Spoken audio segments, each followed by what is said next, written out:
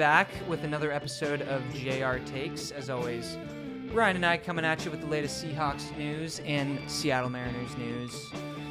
Fortunately, we'll get to that in a second, but Ryan just got back from France. We had a little week off of an episode. Ryan, was it a pretty good time? Was there any football fans over in France during the Seahawks viewing? So, definitely not. The only person I interacted with watching the game at 1 a.m. France time, the Panthers game that is, was a lady telling me and my dad to be quiet. But yeah, it was a great time. Right. I'm glad I didn't have to miss the game. It took me some finagling on the internet to figure out a way to watch it, but figured it out, got to see it, and yeah, it was a blast. Yeah, I mean, that Panthers game was a pretty sound victory. Not as much as the recent one, and we'll get to that in a second here. Dude, Dalton honestly came to play. I knew he would. He always does. I wanted to play Bryce. I feel like we would have beaten. It would have been a lot more relaxing of a win. Bryce is definitely not a seasoned vet. I mean, that is, as far as what I've seen from him in his game, he looks like everything is so much faster than what he's ready for, which makes sense. And he's 5'10", so I mean, I would imagine that to be another thing going against him as far as, you know, size, speed, weight, what have you in the NFL. But yeah, I am very stoked that Andy Dalton didn't play as well as I thought he was going to, because I definitely thought he was going to play better than Bryce. So yeah, he had a couple nice throws, but overall, it's just that the talent disparity between the Seahawks and the Panthers was very obvious. Yeah. Do you want to go into the game that just happened on Friday? Maybe we Monday? should just get the bad news, these guys out of the way. Yeah, so we can move on. Unfortunately, not a whole lot to say other than it was an utter failure to a pretty exciting season. And how many games did they miss the playoffs by? Was it just one game? Or was it two? So Houston swept Arizona. So even if we won out, we wouldn't have made it anyway.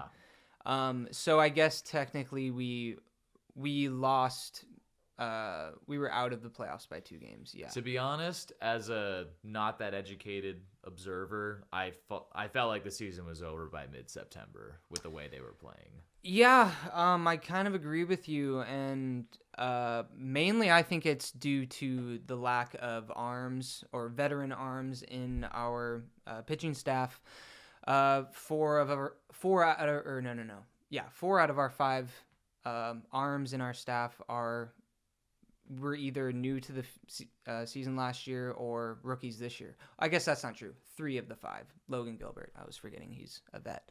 But yeah, I think they just ran out of gas and it caught up to them. And, you know, Cal Raleigh the other day mentioned that we needed to spend more. And I actually got kind of pissed off a little bit because Scott Service, the coach, said in an interview that he needs to control his emotions and essentially stay in his lane.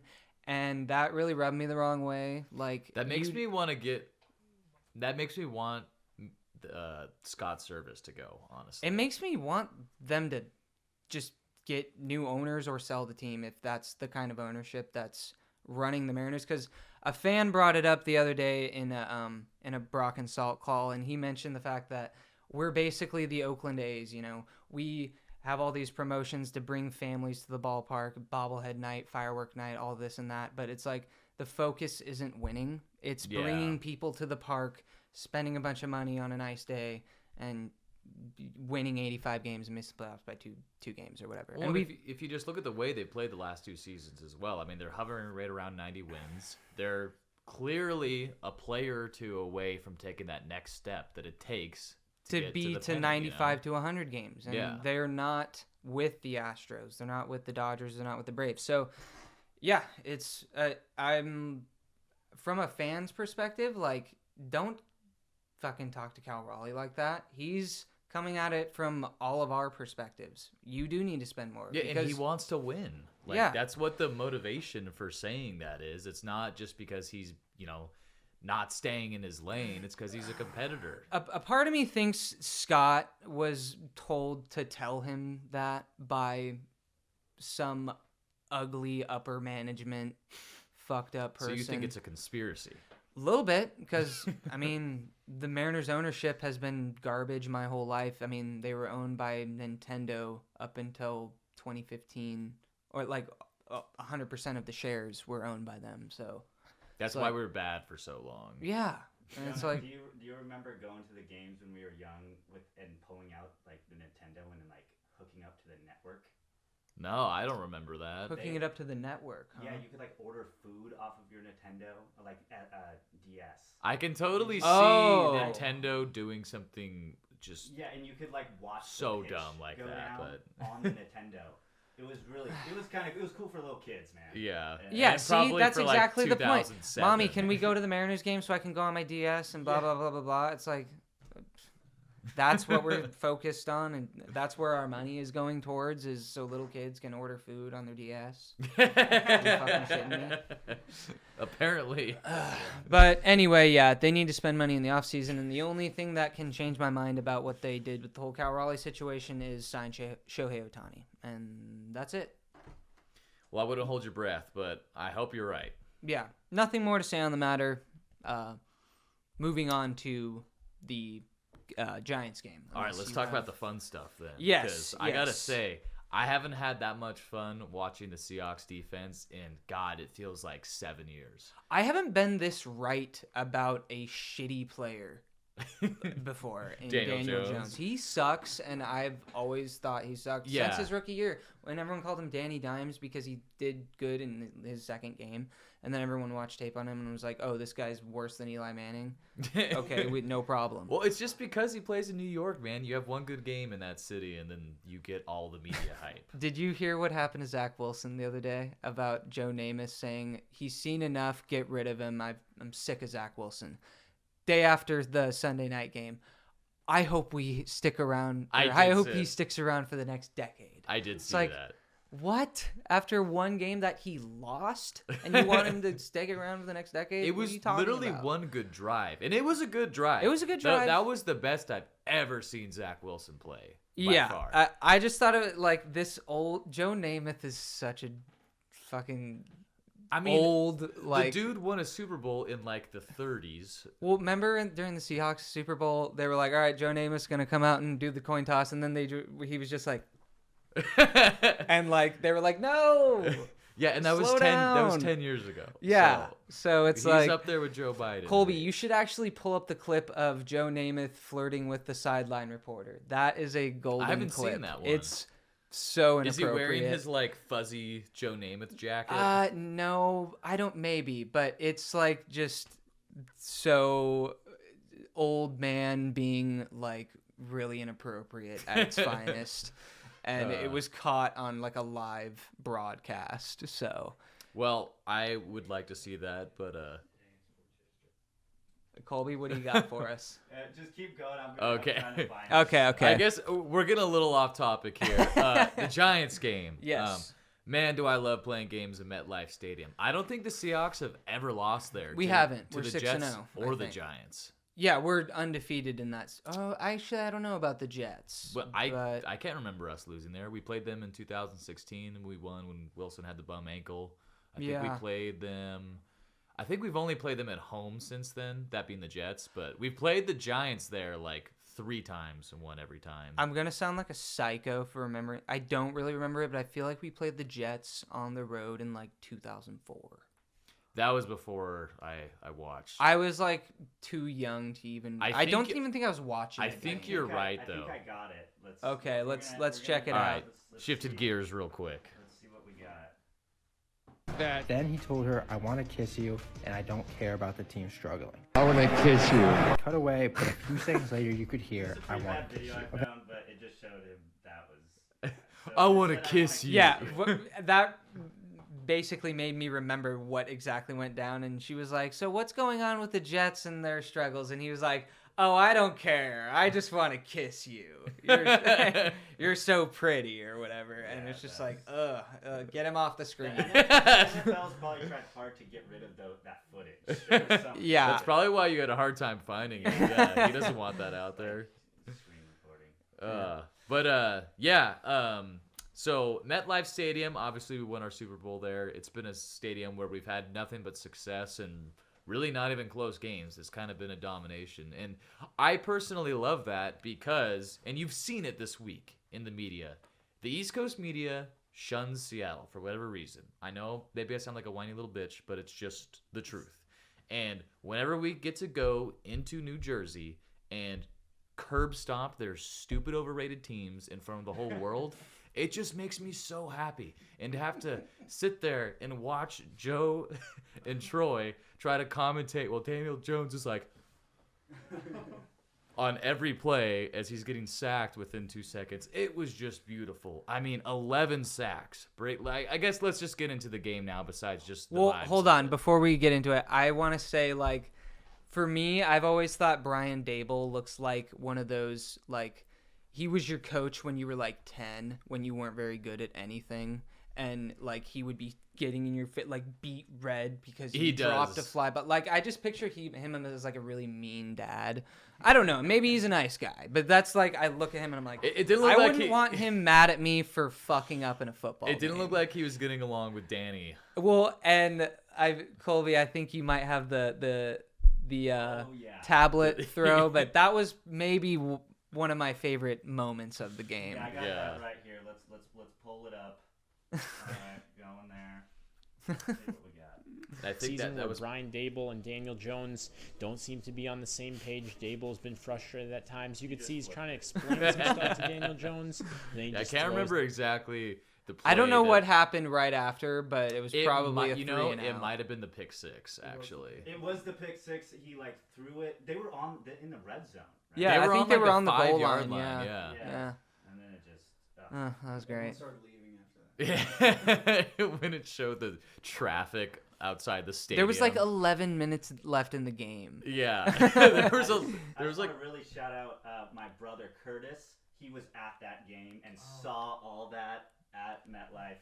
What a game to be at as a Seahawks fan, for sure. That'd also just be cool to go there knowing we won the Super Bowl at that field.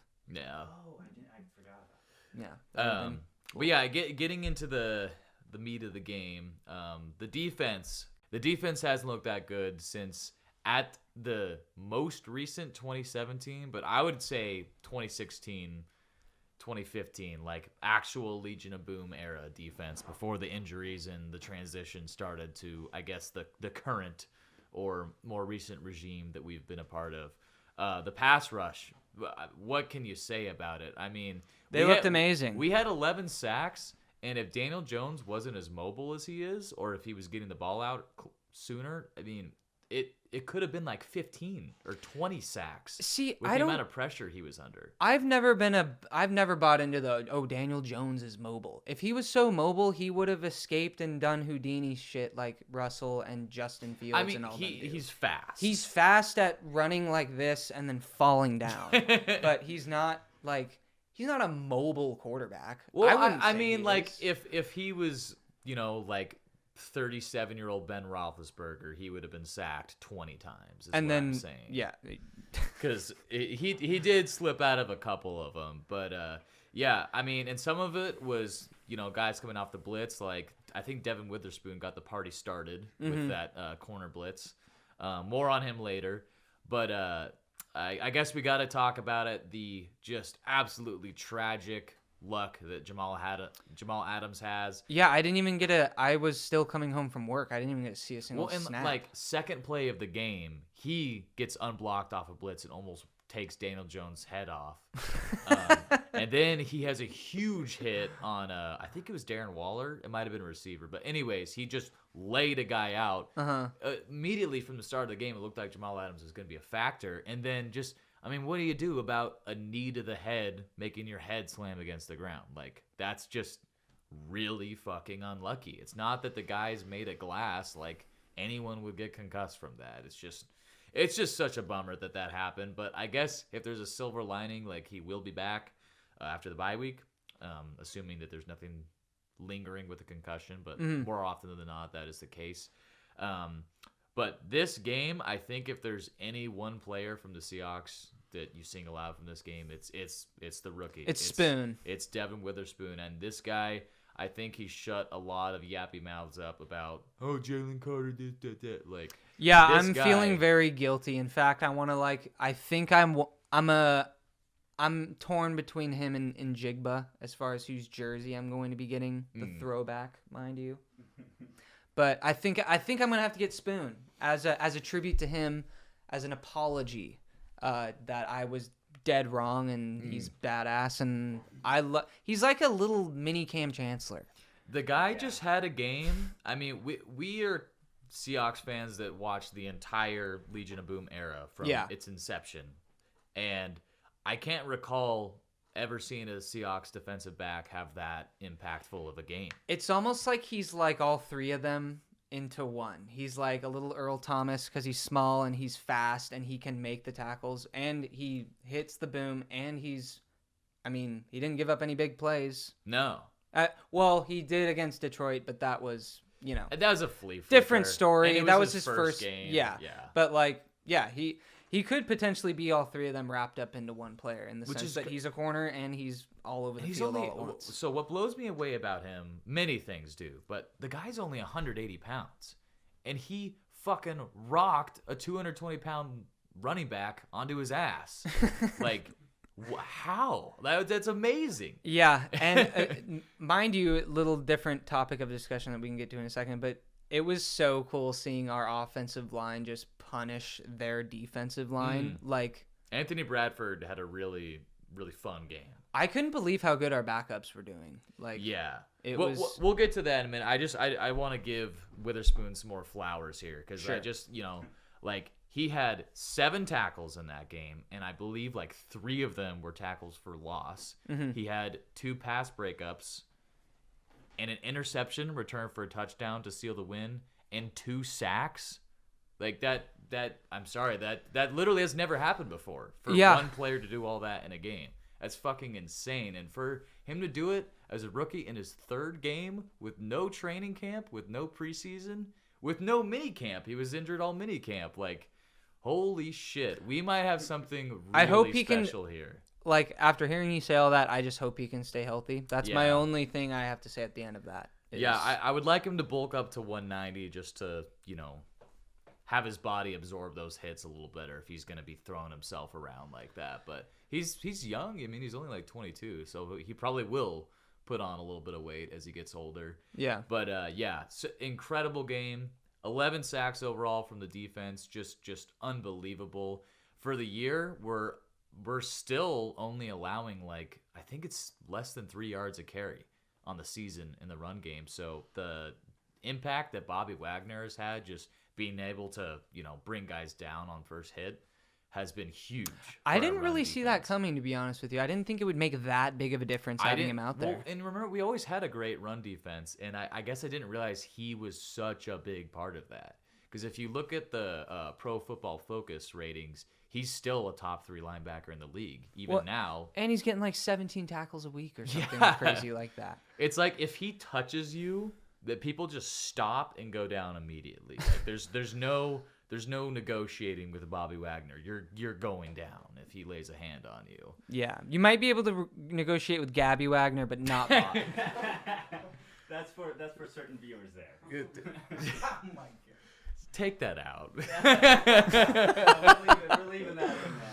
All right. So moving on to the other side of the ball. This game was not a great offensive performance by the Seahawks by any stretch. However, it showed that, from 1 to 53, we have really good depth on this team.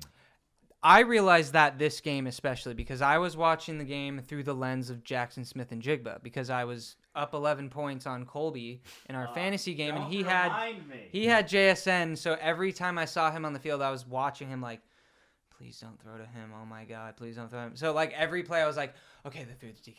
Okay, they threw it to Will Disley. Okay, they threw it to So I was like, damn, they really aren't using him at all because they haven't thrown it.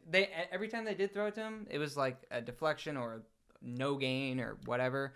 So it seems like they're not really nailing that in yet. When they throw it to him, it's all at or behind the line of scrimmage, which is frustrating because I feel like he's been getting open a ton. But you got to remember, it's not like he's not like in Zay Flowers' situation where he's literally wide receiver 1. He's wide receiver 3 on a team that's missing a shit ton of offensive lineman starters, both tackles. So we're having to do a lot of 2-3 tight end sets. There was a play where we literally had 3 tight ends on the right side of the line against the Giants because they need help. Jay Curhan, I'm sorry. I mean, he's doing a serviceable job, but you can't put him on an island like you do with Abe Lucas and expect anything pretty to happen. So is Abe Lucas going on IR? He's been on IR. So okay, so he'll be back in 4 weeks, roughly. After the Bengals game, I think he's eligible to return, but he has to sit out one more because he played the first game, and that's when he got put on IR. Right. Was after that game. Right. Even though we have the bye. It's like minimum 4 games when you go on IR. Yeah, 4 games, not 4 weeks. But on the bright side, he should be coming after that, and we've been holding up okay without him. But as you were alluding to, I think it speaks just to the multitude of playmakers that we have on this offense, where JSN is more of a luxury than a feature part of the offense. You know, like I really want to see him get going because I think he's an awesome player, and he looked so good in the offseason and training camp and preseason and all that. It just hasn't happened yet, but I think it's coming. It's just so weird because I feel like last year a lot of the negativity or the narrative around what we didn't have was, oh, we need that third string wide receiver that will make everything work, and it's like we have that now. Why aren't we using it? But I can be patient. Like I learned my lesson with Devin Witherspoon. Like, okay, let's just wait a little bit, see what they can do on the field, and then judge it. And yeah, I mean, he's a 21-year-old rookie. He's a kid. Yeah, and like it's not like he's been bad. He has 2 drops, which is alarming because he didn't drop anything all offseason. But I think people forgot this. The dude broke his wrist like 4 weeks ago, so I'm sure his hand is probably not back to 100%. Right. So I think these are things, especially with the bye week coming up here, a little chance to just heal up without pushing yourself. I think these are things that will work themselves out. Yeah, I mean, I've got to agree with you there. Do you want to? I know you said you wanted to do like a first quarter of the season award. I guess do you have anything much more to say on the Monday night game? Just a couple things. Shout out to Drew Lock and Noah Fant, our Denver Russell Wilson trade, making the Drew Lock season that you put the way you put it. Yeah. The guy comes out there off the bench and leads us to our biggest drive of the night. It was pretty awesome. It was pretty awesome. And it's just funny to see how much different of a quarterback than Geno Smith he is. I mean, he's rolling out on every play. He just throws so many fucking passes. It's exciting. Drew Lock is fun to watch. I don't think he's as good as Geno, but he has a absolute hose for an arm, as John Schneider once said. So it was fun to just finally see him in meaningful action in a game, and it was cool to see him. I'm just glad that we only saw him for as much as we did, because I mean that because I'm glad Geno's not hurt. Yeah, that's what I mean. What do we know about Geno? Is it an injury at all, or pretty... I mean, he came back and finished. Yeah, the game. I didn't see anything specific on it that they. I thought it was a fucking bullshit dirty play. Oh yeah, he got after.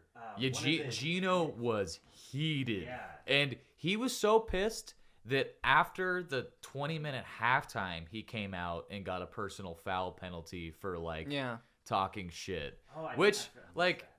Again, I don't want to make too much of a noise about it, but the refs were so shitty in this game. Yeah, they were such dog shit in this game. It was unbelievable. But yeah, just again, shout out to all of the guys that had to come into this game and play. I mean, there was at one point where we had our center playing guard, a rookie playing center, a rookie playing next to him, an undrafted free agent playing next to that guy, and then a 5th round, second, third-year player, Stone Forsythe, at left tackle. Like, you have basically our practice squad lining up against one of the best front sevens in the league. I think Stone Forsythe has played a lot better than I think we all expected. I thought he was going to be a revolving door disaster, but he's actually been pretty competent out there. He was rough against the Rams, but I think it's probably because he was just thrown into there, with no time to prepare. And now that he's been the guy at left tackle the last few weeks, granted they've been scheming some help for him, but he's been good. I wanted to also, before I forget about it, the tight end group has still played amazing, and that one tight end that we had with Noah Fant. Or wait, what was that? wasn't that long play where? Yeah, that's what I was getting at with when I Okay. brought up Drew Lock earlier because they yeah. made that connection. Because that play on the sideline, it was like we were watching it, and it was like, okay, he's got him. Oh no, and he just kept going. Yeah, yeah. There was like 3 times where I thought he was gonna go down on that play. That was demoralizing if you're a Giants player on that defense. I know. The only bummer was it was just like half a yard short of a score. Oh yeah, that's right. He didn't score. He was down at the 1. I forget. But even still, the fact that he made it that far, it set up the Kenneth Walker touchdown the next play. Right. Yeah. But yeah, I mean that was awesome because it was the 2 guys that we got in the Russell Wilson trade from Denver making a connection in prime time. It's so funny.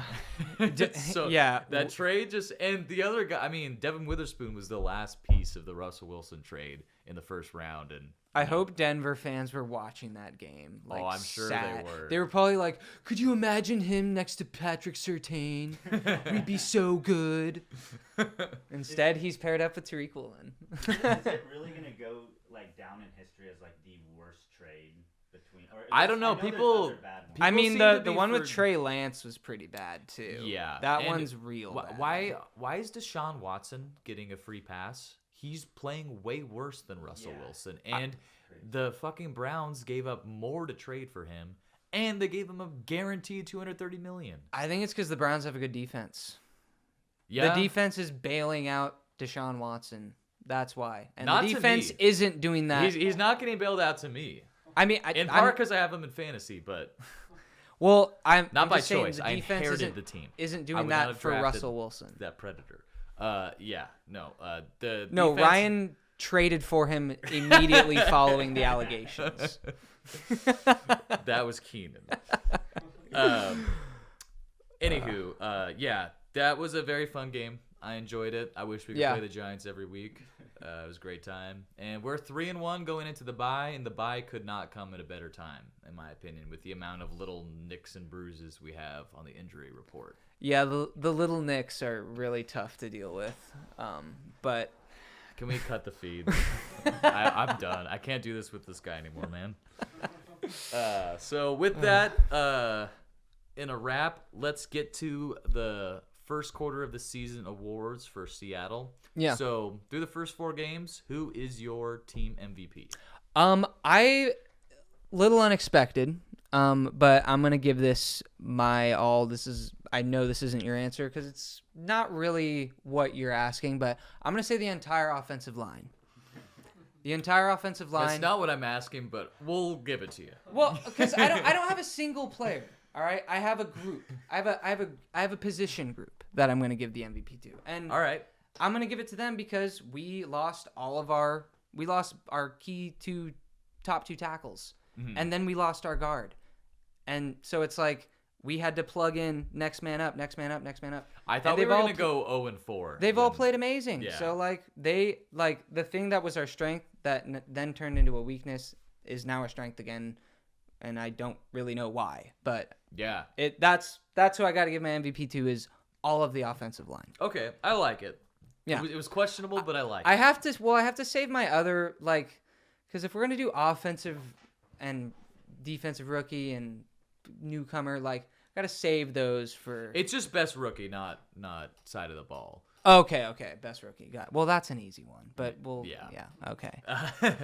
My MVP is Kenneth Walker. I think he has been the lifeblood of our offense for these first 4 games, and he looks even better than he looked last year, and he looked pretty good last year. So I think we have a top 10, possibly top 5 running back in him. He looks fucking special.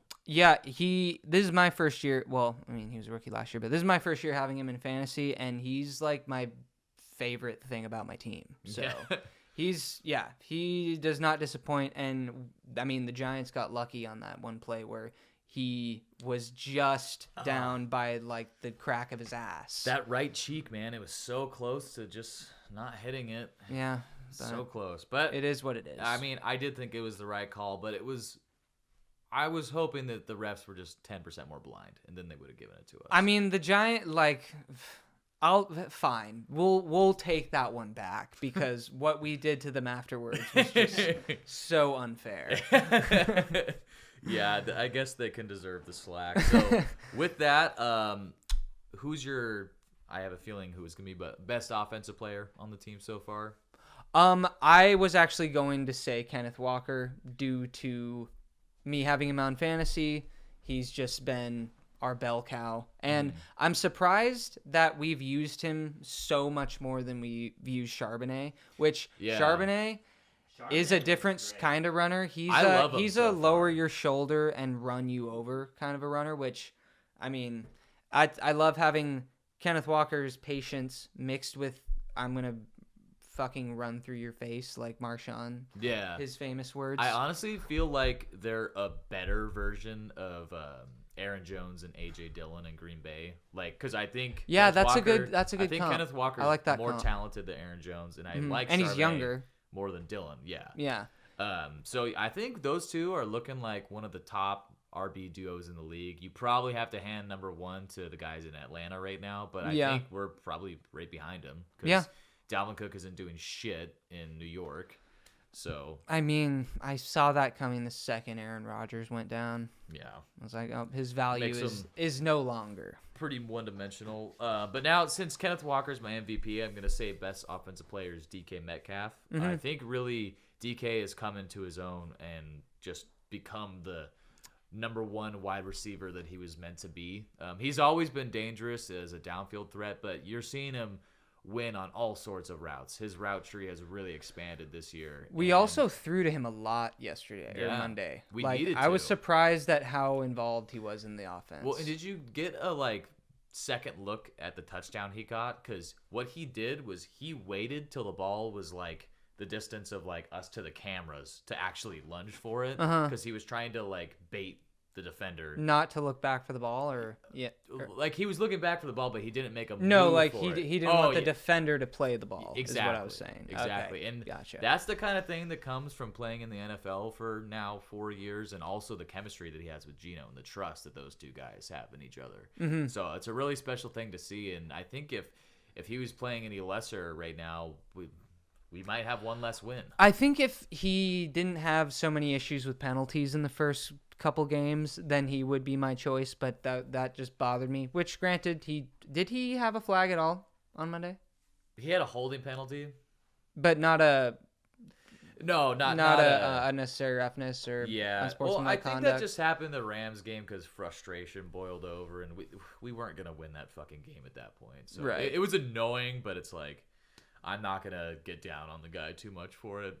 Yeah, definitely a shit talker, but I kind of like. Well, and I was also gonna say like maybe I'm in the minority, but I kind of like DK's antics. I mean, I like it, but sometimes when it's costing us games or putting us in situations where we might lose because of that, it's like, dude, stop doing that. Definitely agree. Definitely agree. But I understand though. You have to take the bad and the good with something like that. So it's you're gonna get that mixed with the good shit talk. Gotcha. So best defensive player so far. Who's your pick for that? I would probably have to go Bobby on that one because I feel like based on just what I've heard, I think he had a lot to do with Tell the Truth Mondays, team coming together, owning what they made mistakes on in week 1. And, I just think his leadership is something we don't see a lot. Yeah. And, I mean, obviously the tackles, the stats, they speak for themselves. Yeah. So, but Bobby would be my choice. That is the intangible aspect that he brings that I think has been a huge boost to this defense. Yeah. I was going to pick Bobby as well, but I'll go a different direction. I think Jerron Reed has been a revelation for us as nose tackle. He has 2 sacks. He has a bunch of pressures. He has a blocked field goal, and he's someone that when we signed, I didn't even think 2 seconds about it because. It's funny you say that because I don't remember who it was. It was some ESPN or Seahawks insider, but he was asked, who's the most important Seahawks player on this team this year? And he was like, I'm going to go Jerron Reed. And they were like, oh, interesting. Well, explain why. And you basically just hit all of the boxes of why. He has been dominating in a way. I mean, he had a really good 2018 for us, but he's playing way better than even that season right now. Like, the guy's been legitimately an elite interior lineman so far this season, and it's so awesome to see, because that's why everyone wanted Jalen Carter. And I'm not saying he's Jalen Carter, they're not even the same position, but we're getting that disruption out of the interior defensive line that you would have wanted out of a guy like that, out of a pretty cheap free agent signing. And maybe this is just another one of those situations where it's like, oh, we didn't sign anyone big, we did, but we didn't draft anyone to fill that need like a Jalen Carter. But it's like, we also didn't draft a quarterback last year, and guess what? We were just fine. Yeah. So it's like, exactly. maybe that's another thing in Pete and John we trust that we just need to do, and just let them be like, okay, I guess we didn't get any big dogs up front, but we'll just have to trust you, because you usually don't disappoint in that regard. More often than not. Yeah. Or I guess not don't disappoint, but we are pleasantly surprised a lot of the times. And then best rookie, I have a feeling who you're going to say so far. I would obviously go Spoon. I mean, after that game on Monday night, he looked like our best player. So I mean, you could make an argument for him as MVP after the last two games. I already brought him up, but I do really like the way Charbonnet runs. Every time he touches the ball, it seems like there's a highlight reel of him fucking someone up. He took that guy's soul in the Carolina game. They called that one, he threw him out of the club. Yeah. Yeah, and he had a couple of big smacks in the Giants game as well. So I love watching a guy with that style run. And what I like is he brings that short area, like a short yardage thing that hasn't been a huge strength of K9's, but he's also, I think he's like 15 pounds heavier than K9 too. Yeah. You can't say enough good about Devin Witherspoon. The guy's been a revelation. Charbonnet, another one. I guess if I had to choose another rookie, honestly, and I know this is silly in a way, but I already know who you're gonna say. Dude, Jake Bobo is kicking ass run blocking, and I mean the guy's got more touchdowns than JSN so far. Yeah. For whatever that's worth. Well, I mean, I have I have the same amount of touchdowns as JSN, so I mean, that's give him not time. that It's coming. They are coming. Don't worry. But and it's not even just the eye test. Like Pro Football Focus has him as one of the top rookies, grade-wise, period, in the whole league, which is just so cool. That is I'm kind of surprised by that. He's got like an 86 grade on Pro Football Focus, which anything above 70 is like elite. Usually. So it's looking like another very, very important, very impactful rookie class, and that's not even to mention guys like Cam Young, who has been rotational on the nose tackle, but he's held his own. He tackled Daniel Jones. It was like kind of a sack, you could call it, on Monday. Jarek Reed has been doing really well on special teams, so it's kind of across the board. At the very least, competence with all these guys. So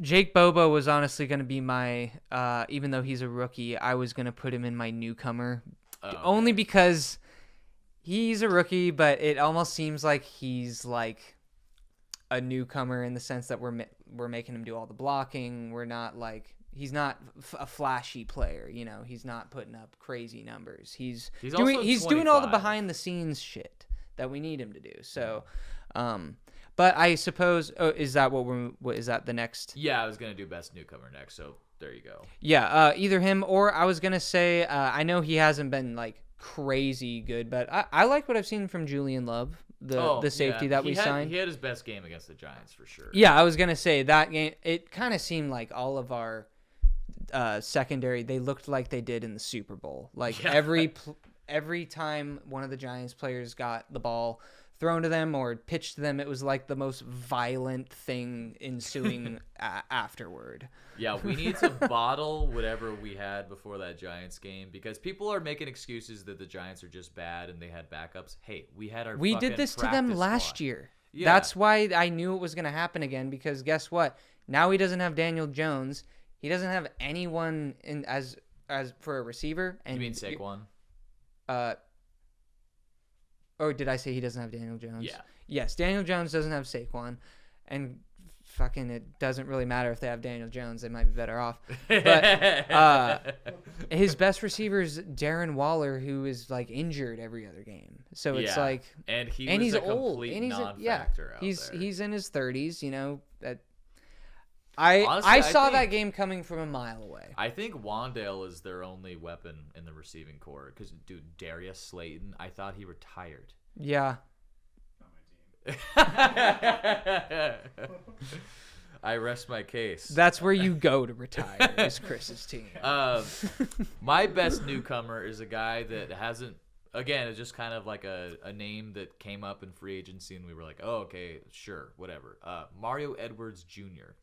He had the strip sack fumble on Daniel Jones that kind of got the party started on Monday night, and he's actually been extremely disruptive the last few games.